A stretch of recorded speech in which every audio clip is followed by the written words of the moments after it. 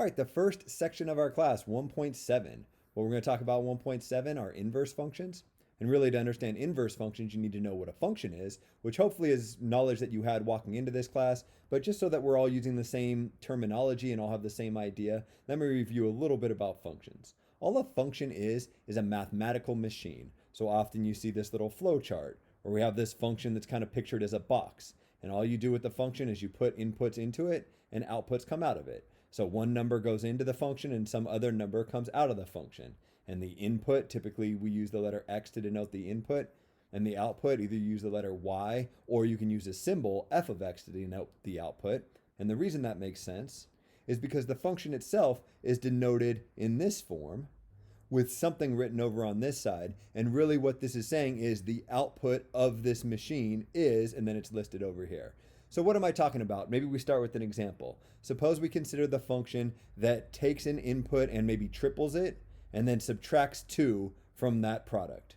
The way you could write that function is f of x equals 3x minus 2. And the way you could think about this is for any input x, the output of this function, f is kind of the name of the function, the output, the f of x, will just be 3 times whatever the x is minus 2. So for example, if I put 5 into this machine here, well, all my machine does is it triples that input, so 5 times 3 is 15, and then subtracts 2, so the output would be equal to 13. And in this case, the function was simple enough that we could just kind of talk our way through it, but this notation that we use to denote the function in the first place provides us with a really handy way of calculating outputs for given inputs. If you wanted to know what would come out of this machine when you put 5 into it, all you would have to do is change the x, the input, into a 5. So if I copy exactly what's written here, but I change the x into a 5, then what it would say is f of 5 equals. And if I copy the right-hand side, except again, changing all of the x's into 5s, it would be 3 times 5 minus 2, which is exactly the calculation that we did to figure out this 13. What this statement is saying is that if I put 5 into this machine, 13 comes out. F of 5 is asking the question, what comes out of the machine f when 5 goes into the machine? F of x is a way to describe the entire function for any input x. F of 5 is talking about one specific output. F of x is talking about the general output for any input x. At any rate, that's the way you can think about a function. It's a mathematical machine that we can write this way that takes given inputs and produces other outputs. So this specific mathematical machine would take the input of 5 and produce the output of 13. It turns out that we're going to want to have another machine. And that other machine, we're going to call it the inverse function. And the way an inverse function works is for this function up here, I'm going to want a function that just does the opposite of what this does. And you're like, what do you mean the opposite of what this does? What's the opposite of 3x minus 2? Well, when I say the opposite, what I mean is a function that switches the inputs and outputs. And that idea of switching inputs and outputs is going to be really important. One of the key ideas of this section. So I want to write it out here off to the side. So for this function f of x, somebody might ask you, what is the inverse function for this function? And what that function would have to do is kind of work like this function, except in reverse. So for this specific function, when 5 was the input, 13 was the output. So in order for me to define an inverse to this function, it better be the case that when 13 is the input, 5 is the output. And there's nothing special about this 13 and this 5. That has to be true of any input-output pair. And this is where things get a little bit tricky. You might think that, oh, okay, so I must be using the letter y down here to denote the input of the inverse function and x to denote the output, because I'm switching all the inputs and the outputs here. When 5 was an input, 13 was an output. And down here with the inverse function, when 13 is an input, 5 is the output. That's actually not the case. I want to reserve the letter x to always talk about the input, whether it's the input of my function or the input of my inverse function. So down here, it's the x that equals 13 and the y that's equal to 5. Just like we have notation for how to write the function, we have notation for how to write the inverse function. We write f inverse of x. Confusingly, this does not mean we're raising f to the negative 1 power. This is just a symbol that tells the reader that we're talking about the inverse function. If you're really good with algebra, you might be comfortable with negative exponents. Negative exponents have a very specific meaning in math, and that meaning that they have is not the same as what you see here.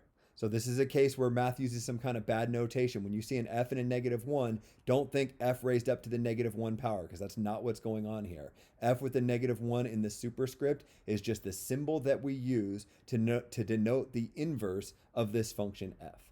And what we'll learn in this section is that if we have the equation of a function, if we have an output for this general input of x, we can calculate the equation of the inverse function. And we don't know how to do this yet, but maybe you'll trust me when I say that this is going to end up being x plus 2 over 3. It's not at all obvious how I change this into this. I mean, you see some 3's and 2's floating around, but it shouldn't be clear how we got from here to here. We'll learn that in the next video. For this video, I just want you to trust me that this does end up working out. I mean, we can check this one input, right? If you take x equals 13 and put it into this machine, f inverse of 13, kind of the same way I calculated f of 5 by taking this blueprint for the output of my function and changing all the x's into 5. I'm going to calculate the output for my inverse function by following this blueprint and just changing all the x's into 13. F inverse of 13 would just be 13 plus 2 divided by 3, which is 15 divided by 3, which sure enough gives us this 5 over here. And again, we don't know how to come up with this equation right now. We'll learn that in a future video. For now, I just want you to trust me that this is the inverse function of this function, and we can kind of demonstrate that by looking at this example. When 5 goes into my function, 13 comes out. Therefore, when 13 goes into my inverse function, 5 must come out. Note that the input of 5 in my function is the output of 5 in my inverse function, and the output of 13 in my function is the input of 13 in my inverse functions. A key idea, something to always think of with inverse functions, is all they're doing are switching the inputs and the outputs, the 5 and the 13 in this example. The second key idea that I want out of this video is something that relates back to Math 111. It's what's called function composition. And the idea with function composition is it's just a way to put any two functions together. You can write function composition this way, or you can write it this way. It means the exact same thing. All I'm doing is I'm composing together two functions. In this example, it's f inverse of x and f of x. And so the way to think about this is I'm creating this new machine, this composite machine, based on my function f of x and my function f inverse of x. And what I'm doing, the way I'm creating this new machine, is first this function is going to do whatever f of x does, and it's going to get some output from that, and that output is going to feed directly into f inverse of x and produce some output. Maybe I can demonstrate this with an example. Let's suppose that we want to take this new function, and I know it looks really weird, but this is just some machine. We want to take this new function, we want to put 5 into this. Well, what this is really saying is we want to take 5 and put it into this function f of x and see what comes out.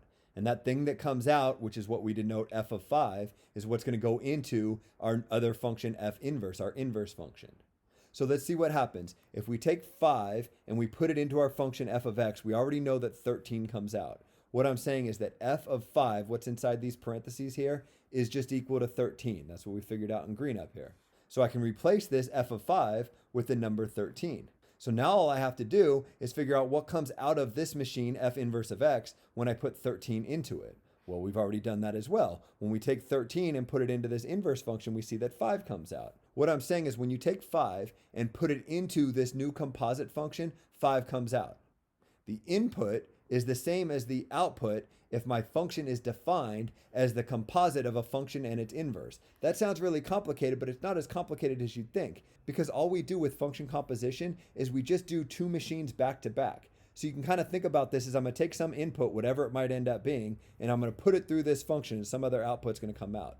But the way this inverse function is defined is to take any output from my function and change it back into the input of this function. So if I go all the way around in a circle, of course I'm going to get back to where I start. Whether I start with 5 or any other number, you could start with 1,000,000 and put this into this function. What's going to come out? I don't know what's going to come out, but it doesn't matter what comes out, because whatever comes out, once I feed that into the inverse function was created to undo whatever this function did.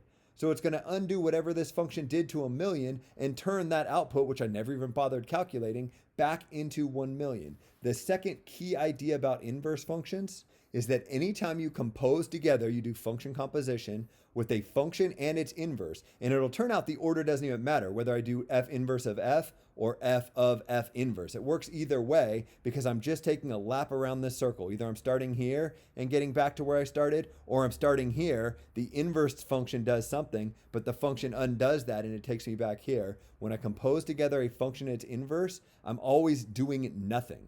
The way you say doing nothing with functions is it's what's called the identity function. I can write this mathematically like this. And this looks super overwhelming, and you're like, wow, I didn't think this class was going to get this crazy. The first lecture in, and you have all these wild symbols. Well, let's just go one step at a time. I'm composing together two different machines.